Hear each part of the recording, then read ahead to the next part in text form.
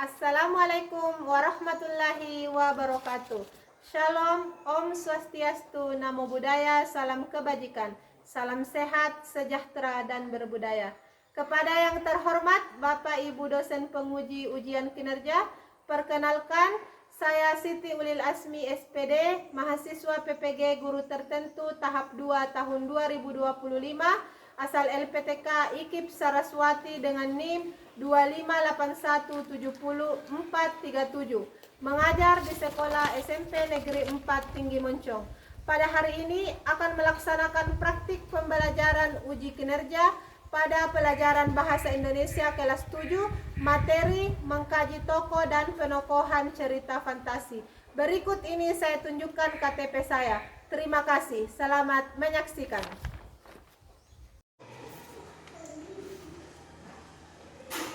Assalamualaikum warahmatullahi wabarakatuh.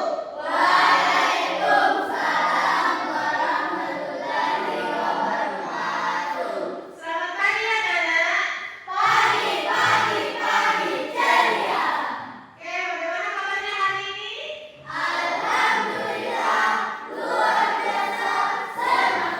Sudah siap untuk belajar? Siap. Sebelum kita belajar, silakan dicek ke bagian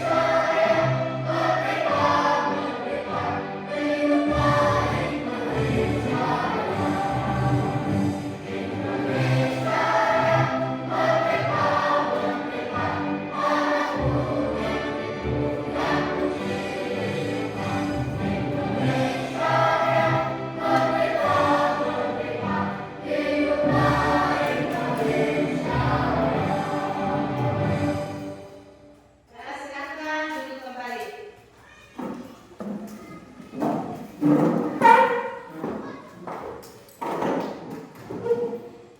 anak-anak sekalian, siapa yang masih ingat pembelajaran pada pertemuan sebelumnya? Kita belajar tentang apa pada pertemuan sebelumnya?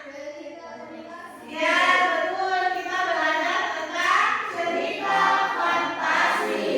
Nah, siapa yang masih ingat apa itu cerita fantasi? Ya, nomor satu, apa itu cerita fantasi? Cerita fantasi adalah cerita imajinatif. Oke, cerita fantasi adalah cerita imajinatif. Betul. Siapa lagi? Ya, apa? Ada di dunia nyata. Ya, cerita fantasi itu tidak ada di dunia nyata. Jadi, seperti yang telah kita pelajari pada pertemuan sebelumnya, cerita fantasi adalah genre fiksi yang terlatar di dunia imajinatif. Ya, jadi dari cerita fantasi itu terdapat elemen-elemen yang tidak ada di dunia nyata. Oke, siapa di sini yang pernah menonton atau membaca sebuah cerita fantasi? Saya Bu, Ya, coba Alia dulu. bawang putih dan bawang merah. Oh ya, jadi Alia pernah menonton cerita fantasi bawang putih dan bawang merah. Siapa tokoh yang Alia suka pada cerita tersebut? Saya suka Bawang? putih. Siapa? Saya suka nonton toko bawang putih. Oke, Alia suka tokoh bawang putih pada cerita bawang putih dan bawang merah. Ya, Alia pada cerita bawang putih bawang merah menyukai tokoh bawang putih. Ya, jadi bawang putih bagaimana wataknya? Bawang putih baik dan sabar. Oke, bawang putih baik dan sabar. Ya, jadi pada pembelajaran kali ini kita akan mempelajari mengkaji tokoh dan penokohan sebuah cerita fantasi. Jadi kita akan mempelajari apa itu tokoh dan penokohan. Ya, jadi ada tujuan pembelajaran kita pada hari ini. Setelah kita belajar, kalian akan mengetahui apa itu tokoh dan penokohan. Terus selanjutnya mengenal macam-macam penokohan. Dan setelah itu kalian mampu menyebutkan tokoh serta perannya dalam sebuah cerita fantasi. Jadi ibu akan memutarkan sebuah video. Silakan anak-anakku sekalian perhatikan dengan seksama video yang akan ibu putar. Jadi setelah penayangan video, ibu akan memberikan beberapa pertanyaan. Jadi ibu harap semua anak-anakku memperhatikan video yang akan ibu putar. Ya, silakan diperhatikan ya. Riri, kumpulan dongeng dan cerita anak. Yuk dukung Riri dengan menekan tombol subscribe. Jangan lupa bunyikan tanda lonceng untuk notifikasi. Selamat menonton. Putri Purmasari.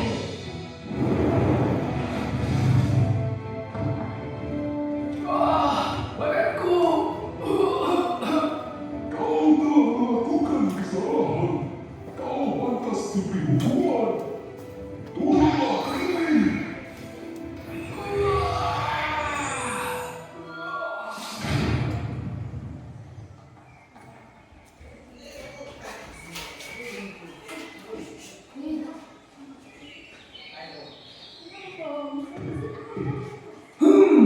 Di antara mereka, siapa yang pantas menjadi penerusku?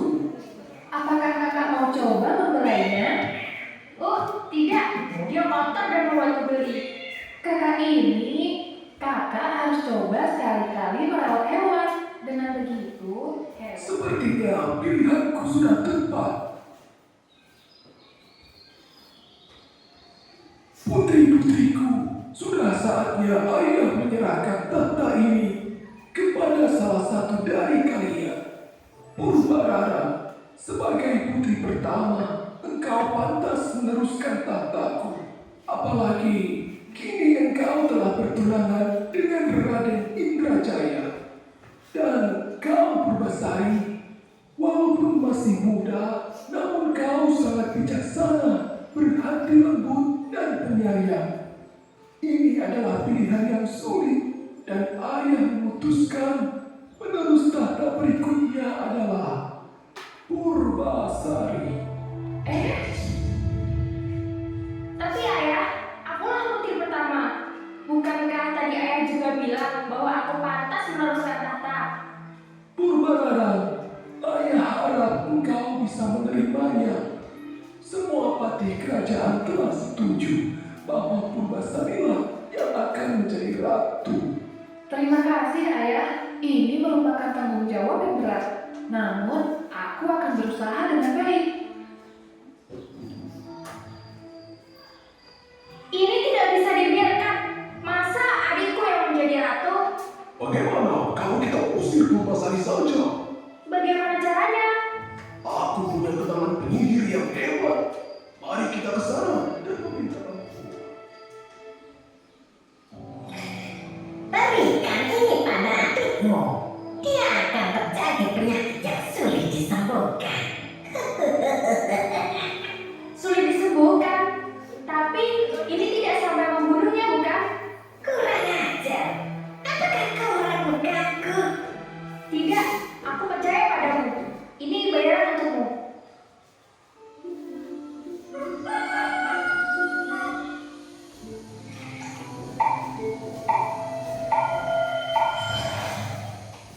Purbasari, Purbasari. Kak Purbarara, ada apa nih pagi-pagi begini? Kakak bawa teh hangat untukku, ratuku. Kakak ini. Ayo masuk, Kak.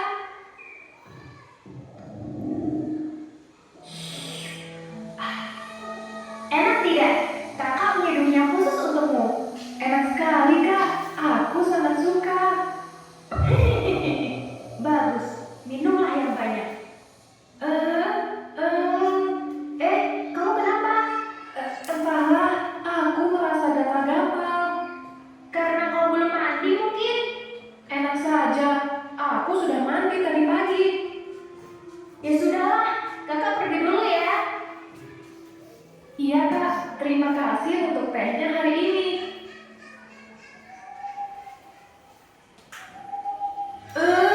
Gatal.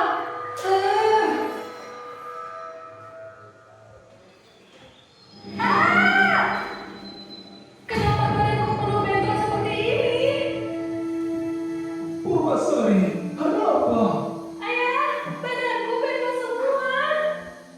Astaga, apa yang terjadi? Tunggu ayah, jangan mendekat. Penyakit aneh itu tiba-tiba muncul. Bagaimana kalau itu adalah penyakit yang menular? Menular? Ayah, kita harus mengasingkan Purbasari. Itu tidak mungkin. Ia adalah calon ratu berikutnya. Hanya untuk sementara saja ayah, hingga dia sembuh. Apa? Diasingkan? Sepertinya ini keputusan terbaik. Ayah akan mengirimmu ke tempat yang aman. Engkau bisa memulihkan diri di sana. Baiklah, jika itu kehendak ayah.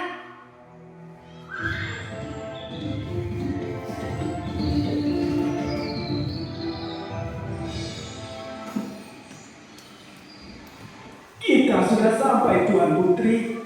Saya akan mendirikan pondok untuk Tuan Putri tinggal. Dan saya juga akan sering-sering datang kemari. Terima kasih, Paman. Engkau begitu baik padaku.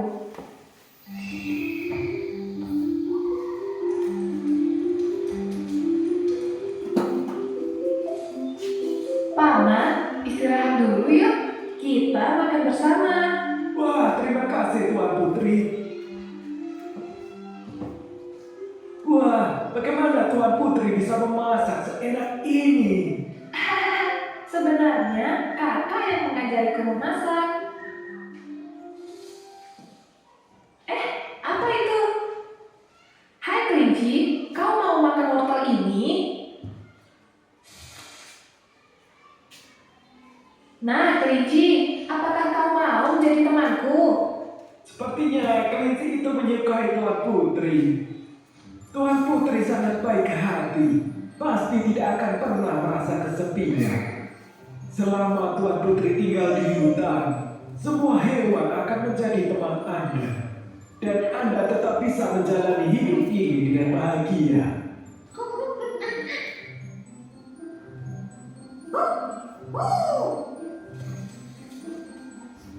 Apalagi yang dia lakukan kali ini? Astaga, kau memetikkan buah pisang untukku. Terima kasih.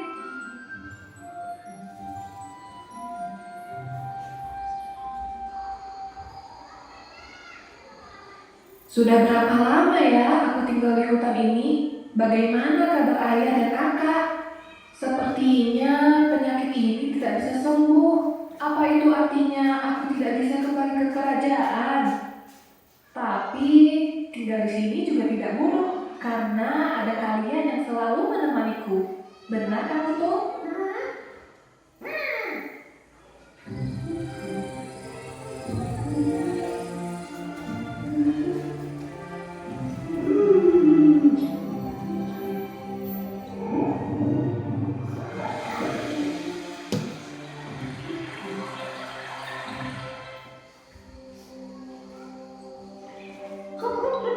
Hei, kenapa lu tuh? Kau mau mengajakku kemana? Sejak kapan ada telaga di sini? Perasaan kemarin tidak ada. Kau ingin aku masuk ke telaga ini?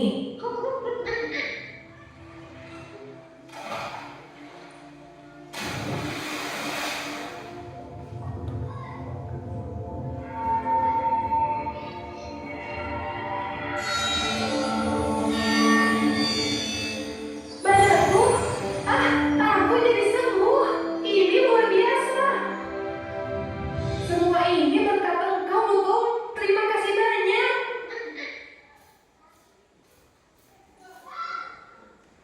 Tuan Putri, kau sudah sembuh. Iya, Paman. Seperti yang Anda lihat, semua ini berkat Lutung. Ini mukjizat. Karena Tuan Putri sudah sembuh, mari kita kembali ke kerajaan. Aku ingin mengajaknya karena dia sangat berarti bagiku. Baiklah Tuan Putri. Purbasari, kau sudah sembuh? Betul, Kak. Aku senang bisa pulang ke rumah lagi. Selama kamu pergi, akulah yang mengurus negeri ini. Apa sekarang kau ingin merebut tahta ini dariku? Kalau soal tahta, aku tidak akan menyerahkannya. Jika kamu mau merebutnya, kalahkan aku dulu. Rambut adalah kebanggaan bagi semua ratu. Rambut siapa yang paling panjang? Dialah yang pantas menjadi ratu. Tentu saja engkau pemenangnya, ratuku. Aku tak yakin. Rambut kakak selalu lebih panjang dariku.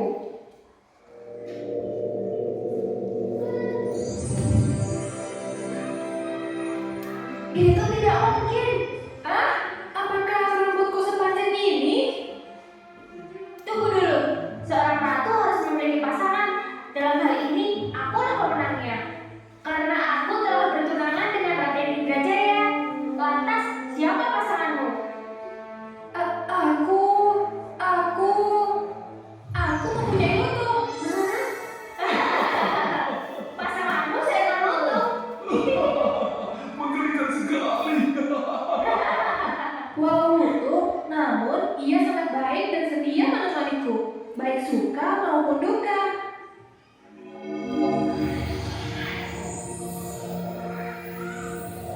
Hukumanmu akan berakhir jika engkau menemukan orang yang mau menyayangimu dengan tulus.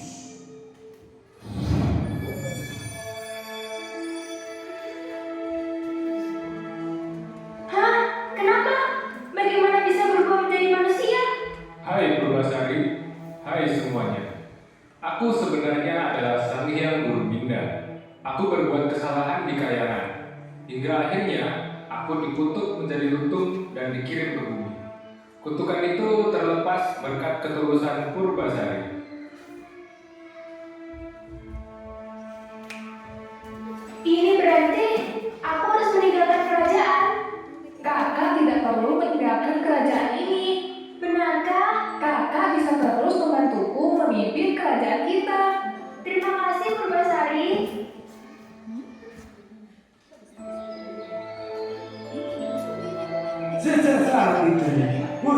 Sari dan Sang Hyang Guru Minda bersama-sama memimpin kerajaan dengan adil dan bijaksana.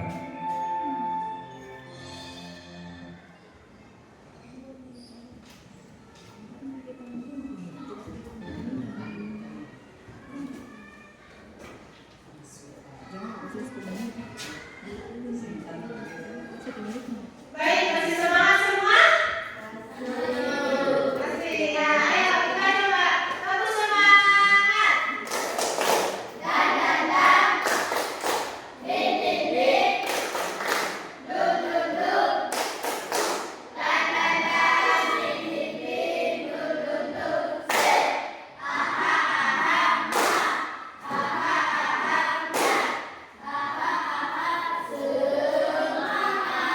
Oke, jadi kita sudah menyaksikan sebuah video cerita fantasi. Ya, jadi video yang kita nonton tadi cerita apa? Berjudul apa? Apa judulnya? Ya, Maisa Fitri, apa judul cerita fantasi yang telah kita nonton tadi? Ya, jadi kita sudah menonton sebuah cerita fantasi yang berjudul Putri Purbasari. Ya, siapa yang bisa jawab bagaimana watak atau bagaimana perilaku dari Putri Purbasari? Oke, Messi. Ya, wataknya baik dan penyayang hewan. Ya, jadi Putri Purbasari itu wataknya baik dan menyayangi hewan. Jadi kita masuk dulu ke materi. Apa itu tokoh? Coba Alia, silakan dibaca. Tokoh adalah pelaku dalam sebuah cerita. Jadi untuk menarik pembaca, penulis biasanya menulis tokoh dengan Ahlian yang hebat. keahlian yang hebat, seperti mempunyai kekuatan sihir. Tokoh-tokoh ini memiliki peran yang lebih dalam, tidak hanya sekedar Penggerak cerita. mereka seringkali berfungsi sebagai jembatan yang menghubungkan pembaca dengan dunia fantasi yang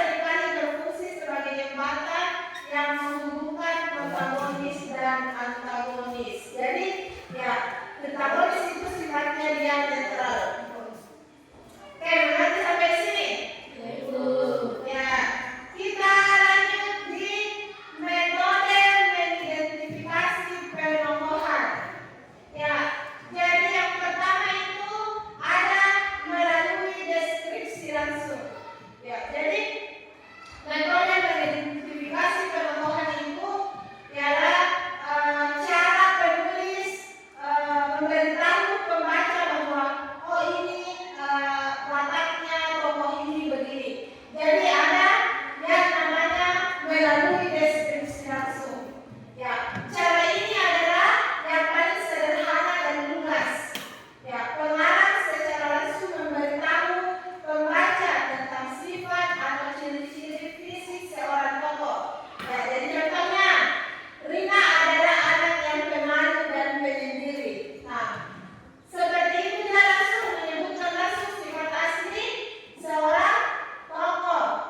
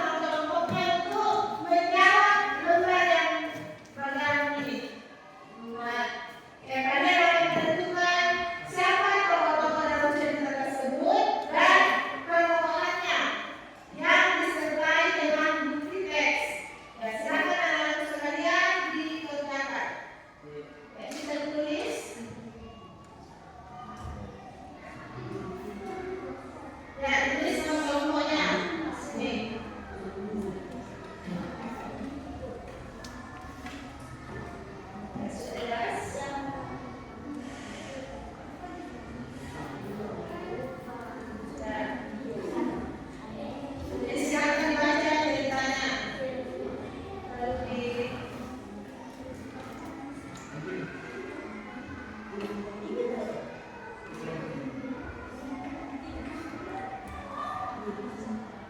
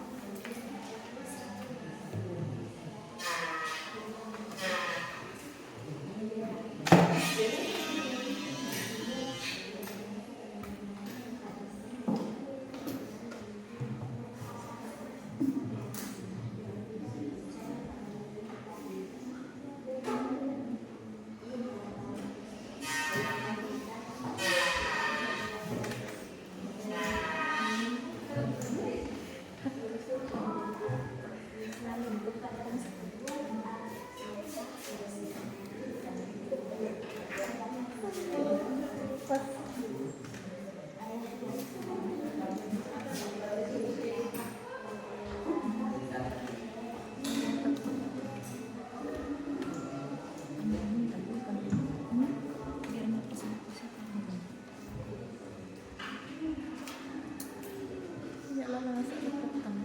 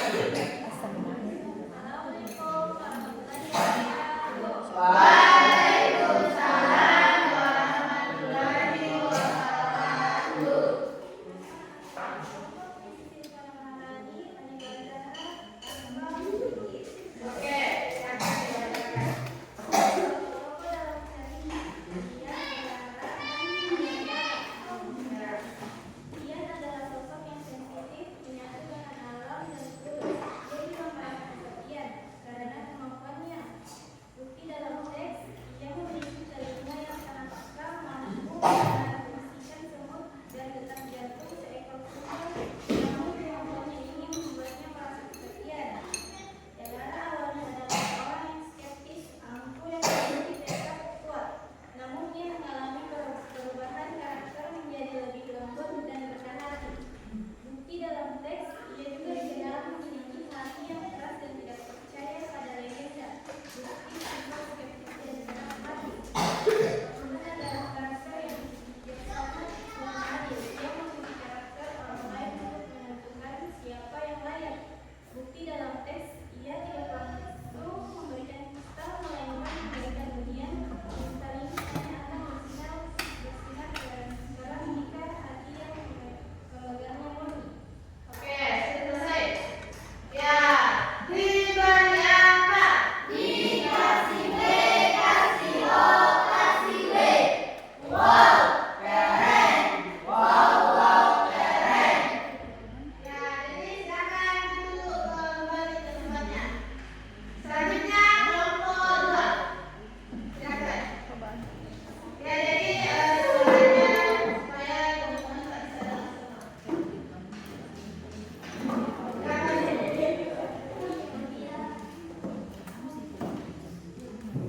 Ya, silakan dulu.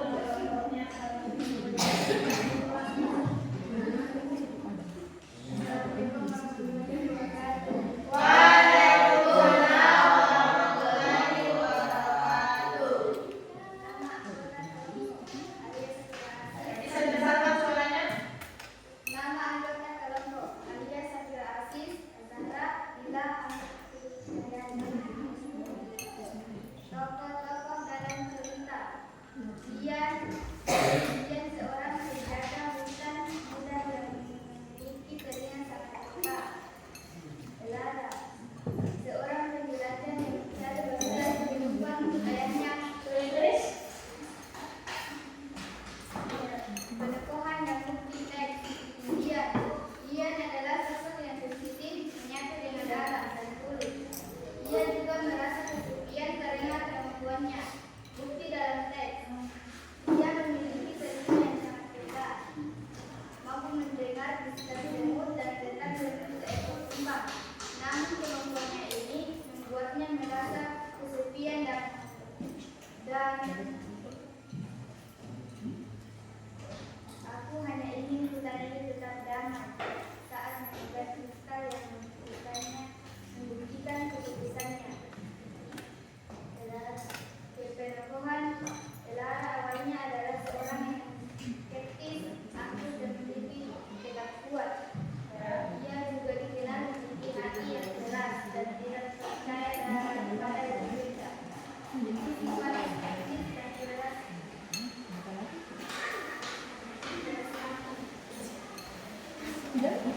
Roh hutan adalah karakter yang bijaksana dan adil. Dia memiliki karakter orang lain untuk menunjukkan kuasa dan wilayah dalam teks. Dia tidak langsung memberikan kristal, melainkan memberikan ujian. Kristal ini hanya akan bersinar jika kita hati yang memegangnya. Oke, sudah selesai. Ya, silakan kembali beri tepuk tangan kepada teman-teman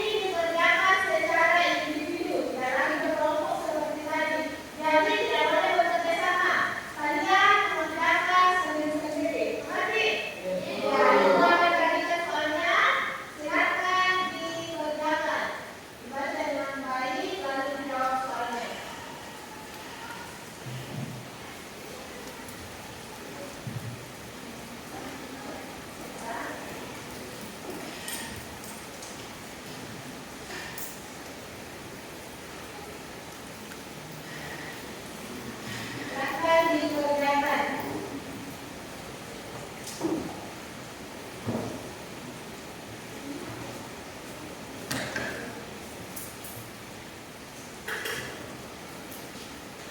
Ya, ada yang pertama di situ. Sebutkan tokoh-tokoh yang terdapat dalam kutipan cerita tersebut. Silakan dijawab.